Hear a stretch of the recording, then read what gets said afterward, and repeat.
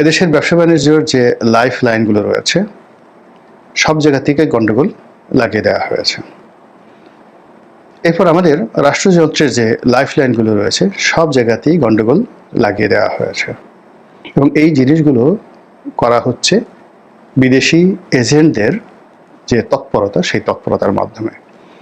এবং এই কাজে যে এখন ভারত এগিয়ে আছে, দিল্লি জয়লাভ করেছে এবং দিল্লির ইচ্ছাতেই এই বাংলাদেশের অনেক কুকর্ম হচ্ছে, এটা বোঝার জন্য আপনাকে রকেট সায়েন্টিস্ট বা রকেট বিজ্ঞানী হওয়ার দরকার নেই।